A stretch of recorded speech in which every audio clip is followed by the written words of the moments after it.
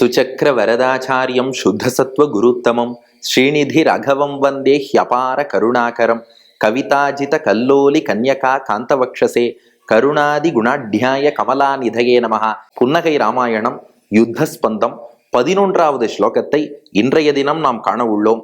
இப்ப என்ன காட்சின்னா, ராவணன் தான் அவமானப்பட்டு திரும்பி போயிட்டான் இல்லையா. இப்ப கும்பகர்ணனை எழுப்ப சொல்லி கும்பகர்ணனை போர்க்களத்துக்கு அனுப்புகிறான் ராவணன். அப்படியே பிரம்மாண்டமான வடிவத்தோடு, பயங்கர வடிவத்தோடு, ஒரு மலை போன்ற தோற்றத்தோடு போர்க்களத்துக்குள்ள கும்பகர்ணன் நுழைந்தான்.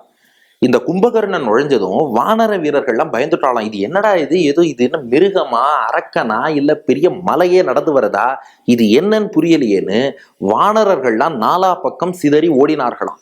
அப்ப லக்ஷ்மணன் என்ன பண்றான், இந்த வானரர்களுக்கு எப்படியாவது தைரியம் சொல்லி கும்பகர்ணனை எதிர்த்து போரிட வைக்கணும். என்ன சொல்லி போரிட வைக்கலான்னு யோசிச்சான். லக்ஷ்மணன் புதுமையான ஒரு யுக்தியை கையாண்டானோ. இது வால்மீகி ராமாயணத்திலேயே இருக்கு. என்ன யுக்தியை கையாண்டு கும்பகர்ணனை பார்த்து பயந்த வானரர்களுக்கு லக்ஷ்மணன் வீரம் கொடுத்தான்? அதுதான் இந்த ஸ்லோகம். உங்கள் உள்ளத்திலும் இல்லத்திலும் ஏன் தொலைக்காட்சி திரையிலும் தெரியக்கூடிய சீதாராமர்களை தியானித்துக் கொண்டு, காழிச்சீராம விண்ணகரத்திலே எழுந்தருளி இருக்கக்கூடிய ராமபிரானை தியானித்துக் கொண்டு, வடுவூர் ராமனையும் தியானித்துக் கொண்டு, புன்னகை ராமாயணம் யுத்தஸ்பந்தம் 11வது ஸ்லோகம். நேயர்களே, செவிக்க தயாராச்சா?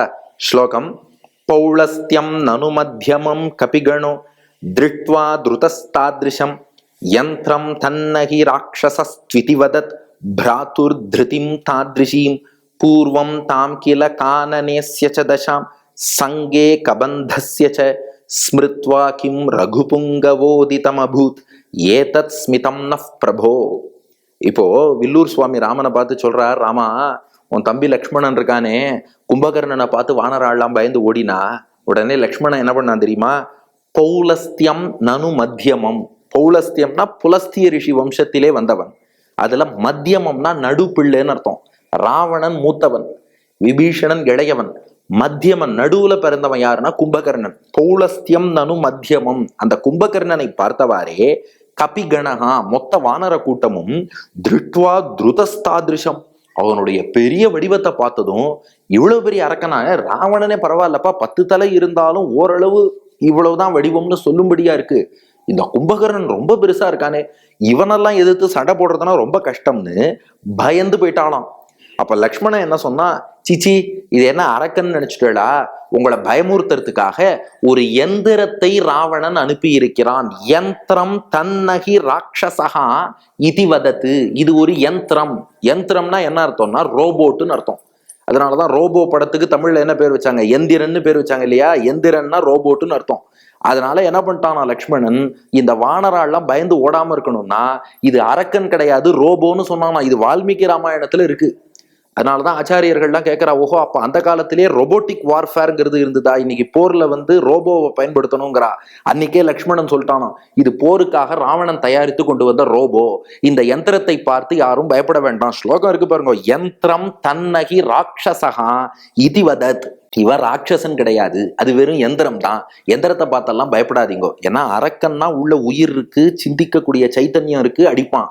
அது வெறும் ரோபோ தானே, இதை பார்த்தெல்லாம் பயப்படுவேடா அப்படின்னு லக்ஷ்மணன் சொல்லவும், ராமா, உன் தம்பியோட உறுதியை பார்த்தாய். பிராத்துஹு திருதிம் தாத்ரிஷீம். லக்ஷ்மணனுடைய அந்த உறுதியை பார்த்தாய் ராமா. ஏன்னா இதே லக்ஷ்மணன் என்ன பண்ணா, இந்த கும்பகர்ணன் மாதிரியே ஒரு பெரிய அரக்கன் கபந்தன்னு ஒருத்தன் வந்தான். அது சீத்தையை ராவணன் அபகரித்த பின் சுக்ரீவனை நோக்கி ராமலக்ஷ்மணால் வரக்கூடிய அந்த சமயம், கபந்தன் தான் ஆக்சுவலா சுக்ரீவன்ட்ட போங்கன்னே வழிகாட்டுறான். அந்த கபந்தன்கிற அரக்கன் பெரிய கைகளால ராமலக்ஷ்மணால பிடிச்சிட்டான். அப்ப லக்ஷ்மணன் என்ன பண்ணானா, பூர்வம் தாம் கில கானனேஸ்ய ச தசாம் சங்கே கபந்தஸ்ய ச. அந்த கபந்தன் லக்ஷ்மணனை பிடிச்சப்போ அப்ப லக்ஷ்மணன் பயந்துட்டானோ. ஏன்னா ஒரு கையால ராமன், இன்னொரு கையால் லக்ஷ்மணன், அப்படி 2 பேரையும் தனித்தனியா வெவ்வேறு கைகள்ல பிடிச்சிடுறான் கபந்தன். அப்ப லக்ஷ்மணன் என்ன சொன்னான்னா, வால்மீகி ராமாயணத்துல ஸ்லோகம் இருக்கு, தத்ர தைரியேன சூரஸ்து ராகவோ நைவ விவ்யதே பால்யாத் அனாஸ்ரயத்வாச்ச லக்ஷ்மணஹா து அபிவிவ்யதே. ராமன் கலங்காமல் நின்றான், லக்ஷ்மணன் கலங்கி போனான்னு இருக்கு. ஆனா அது ஆச்சாரியர்கள் ரொம்ப ரசிச்சு சொல்றா, லக்ஷ்மணன் ஏன் கலங்கி போனான், ஏன் பயந்தான்? லக்ஷ்மணன் என்ன அவ்வளவு பெரிய கோழையானா? அது இல்லையா, அவனுக்கு ராமன் மேல பொங்கும் பரிவு.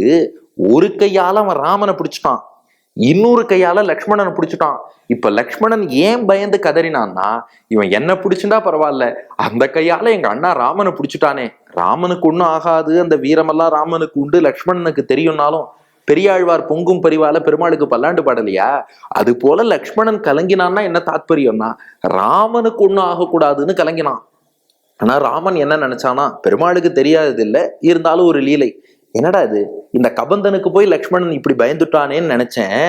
இப்ப ராமன் சொல்றானா, கும்பகர்ணனுக்கே பயப்படாமல் வானராளுக்கும் தைரியத்தை ஊட்டி இது வெறும் ரோபோ தான், வாங்க சண்டை போடுங்கிறானே.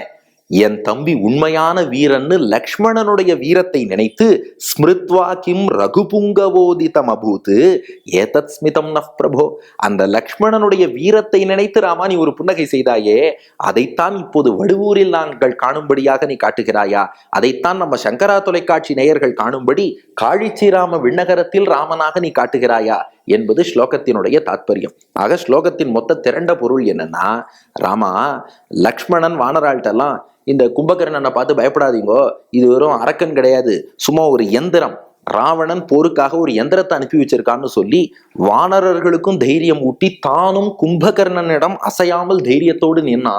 அதை பார்த்துட்டு அடடா, கபந்தன் கிட்ட இவன் பயந்தான்னா எனக்கு ஒன்றும் ஆகக்கூடாதுன்னு தான் பயந்துருக்கான், லக்ஷ்மணன் கபந்தன் கிட்ட பயந்துட்டானேன்னு நான் நினைச்சுட்டேன். ஆனால் என் தம்பி அஞ்ச மாட்டான், லக்ஷ்மணன் சுத்த வீரன் என்று லக்ஷ்மணனுடைய வீரத்தை பார்த்து, அவன் ரோபோ தான் பயப்படாதீங்கன்னு வானராள்கிட்ட சொல்லி அவளுக்கு வீரத்தை ஊட்டியதை பார்த்து ராமா நீ ஒரு புன்னகை செய்தாயே, அதைத்தான் எங்களுக்கு இப்போது காட்டுகிறாய் என்பது கருத்து. இப்போ 3 விஷயம். ராமனுடைய புன்னகைக்கான காரணம் என்ன அப்படின்னா வேற என்ன, லக்ஷ்மணனுடைய வீரத்தை எண்ணி ராமன் பூத்த புன்னகை. இந்த இடம் மட்டும் இல்ல, இதை கொண்டே கபந்தன் விஷயத்திலும் லக்ஷ்மணன் அஞ்சாமல் தான் இருந்திருக்கிறான். அது ராமன் மீது உள்ள பரிவால அவன் சொன்னானே ஒழிய, மற்றபடி லக்ஷ்மணன் சுத்த வீரன் என்பதை நினைத்தும் புன்னகை செய்தான். அது மட்டும் இல்ல, ராமன் அன்னைக்கே புரிஞ்சுட்டான, ஓஹோ அப்ப எதிர்காலத்துல ரோபோட்டிக் வார்ஃபேர்னு ஒண்ணு வரப்போறது. ஏன்னா அந்த எந்திரன் திரைப்படத்துல கூட அவர் அதான் சொல்றார், நான் இந்த ரோபோவெல்லாம் தயாரித்து ஆர்மியில கொடுக்க போறேன். ஏன்னா மனிதர்கள் அவங்க போய் சோல்ஜர்ஸ் சண்டை போட்டு இறப்பதை விட ரோபோ நாட்டுக்காக போய் சண்டை போடட்டோம்னு. ஆனா ராமன் நினைச்சானா, இதெல்லாம் கலியுகத்துல 2020 இந்த பேச்செல்லாம் வரும், ஆனா திரேதா யுகத்திலேயே என் தம்பி ரோபோட்டிக் வார்ஃபேர் பத்தி லக்ஷ்மணன் பேசிட்டானேன்னு நினைச்சு அதை எண்ணி ராமன் புன்னகை செய்தான். இதுவும் புன்னகைக்கான காரணம். 2, இந்த புன்னகை நமக்கு உணர்த்தக்கூடிய செய்தி என்னன்னா, வாழ்க்கையில எது வந்தாலும் தைரியமாக எதிர்கொள்ளணும். ஐயோ பெரிய கஷ்டமோ நினைச்சு பயந்துட்டோம்னா அவ்வளவுதான். ஆனா இது ஒண்ணும் இல்லப்பா, இதுதானே நம்ம மனசுக்கு தைரியத்தை கொடுத்துடணுமா. அதைத்தான் லக்ஷ்மணன் பண்ணான். ஆஹா பெரிய அரக்கனான வானரர்கள் ஜெயிச்சுட்டா நினைச்சுட்டா அவனை எதிர்த்து சண்டை போட முடியாது, அதனாலதான் அது ஒன்றும் அரக்கன்லாம் கிடையாதுப்பா, வெறும் எந்திரன் தான், ரோபோ தான் அப்படின்னு சொல்லி மனசுக்கு ஒரு தைரியத்தை கொடுத்து விட்டால் அவர்களால் நிச்சயம் போய் எதிர்த்து நின்று போரிட முடியும். அப்போ நம்முடைய மனசுல எவ்வளவு தூரம் உறுதியும் தைரியமும் வச்சுட்டு இருக்கோம், அது இருந்ததுன்னா வாழ்க்கையில எவ்வளவு பெரிய சங்கடம் வந்தாலும் நம்மால் எதிர்கொள்ள முடியும். அதைத்தான் லக்ஷ்மணன் இதிலே உணர்த்தினான். அதுதான் மெசேஜ்.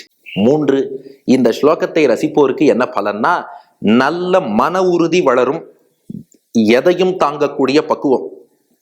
அதான சொல்றோம், எது வந்தாலும் ஏற்றுக்கொண்டால் துணிவே துணையாய் மாறும். அந்த பக்குவம் ஏற்பட வாங்கோ சீதாராமர்களை வணங்கி இந்த ஸ்லோகத்தை சேவிப்போம். பௌலஸ்தியம் நனுமத்தியமம் கபிகணோ திருஷ்ட்வா திருதஸ்தாத்ரிஷம் யந்திரம் தன்னகி ராட்சசஸ்த்விதி வதத் பிராதுர் திருதிம் தாத்ரிஷீம் பூர்வம் தாம் கில கானனேஸ்ய ச தசாம் சங்கே கபந்தஸ்ய ச ஸ்மிருத்வா கிம் ரகுபுங்கவோதிதமபூத் ஏதத் ஸ்மிதம் நஃப் பிரபோ என்று சொல்வோம். ராமனுடைய அருளாலே மன உறுதி வளரும். நன்றி, வணக்கம்.